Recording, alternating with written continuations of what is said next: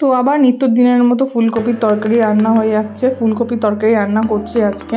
তো তোমরা সবাই জানো বন্ধুরা কীভাবে ফুলকপির তরকারি রান্না করতে হয়, তো এটা নতুন কিছু বলার নেই। তো ফুলকপিটা ভাইজে নেওয়া হলো। তো এরপরে হচ্ছে আদা, কাঁচা লঙ্কা, টমেটো সব কিছু দিয়ে এটা একটা পেস্ট তৈরি করা হবে। পেস্ট তৈরি করার পর তো সেটা ফুলকপির মধ্যে অ্যাড করছি আর কি। তো ফুলকপির তরকারি রেসিপি আর তোমাদেরকে নতুনভাবে কী বলবো বন্ধুরা, তোমরা শুনবে আর হাসবে আর কি। তো যাই হোক, তবুও তোমাদেরকে বললাম কি, যেহেতু আমি রান্নাটা করছি ওই জন্য একটুখানি তোমাদের সাথে শেয়ার করে দিলাম আর কি। তো কেমন লাগছে ফুলকপি তরকারিটা দেখতে অবশ্যই বলবে।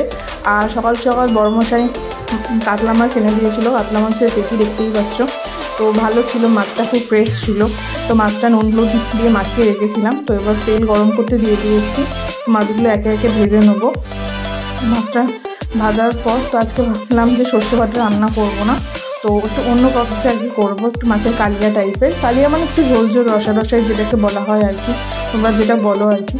তো সেই রকম একটা কিছু রান্না করছি। তো মাছটা ভেজে নেওয়া হয়ে গেছে। এর মধ্যে একটু কালো জিরে দিয়ে দিয়েছি। তো কালো জিরের পর তো একটু যে কাঁচা পেঁয়াজ কেটে রেখেছিলাম, তো অল্প একটু পেঁয়াজ দিয়ে দিলাম। তো এরকমভাবে আর কি খেতে টেস্টটা খুব ভালো লাগে। একটু বাটা মশলার সাথে, মানে যেরকম পেঁয়াজ বাটা থাকে তার সাথে একটু কাঁচা পেঁয়াজ যদি দিয়ে দাও কুচিয়ে, খুব ভালো লাগে খেতে। তো মশলাটা বেটে রেখেছিলাম, মানে মাছের মধ্যে যে মশলাটা দেবো আর কি, তো সেটা দিয়ে ভালো করে কষিয়ে নিচ্ছি আর কি মশলাটা, যাতে একটু ভালো লাগে আর কি, খেতে টেস্টটা হয় আর কি। এবার মাছটা কষানো হয়ে গেলে মশলাটা একে একে সব মশলা দিয়ে দিয়েছি এর মধ্যে। এবার মাছটা ভালো করে মশলাটা কষিয়ে নিচ্ছি।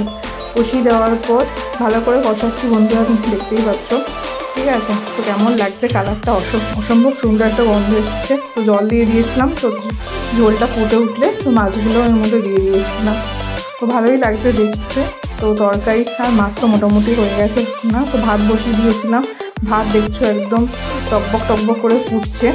তো বর যেহেতু বেরোবে এই জন্য রাতেই রান্না করতে হচ্ছিলো। তো এই জন্য তখন মাছের কালিয়াটা রেডি হয়ে যাচ্ছে। কেমন লাগছে অবশ্যই বলবে। আর তার সাথে ফুলকপি তরকারিটাও দেখা একদম ঘ্যাট হয়ে গেছে। এখনকার ফুলকপি কী বলবো। যাই হোক, তোমরা ভিডিওটা দেখলে তার জন্য অনেক অসংখ্য ধন্যবাদ তোমাদেরকে। চলো টাটা।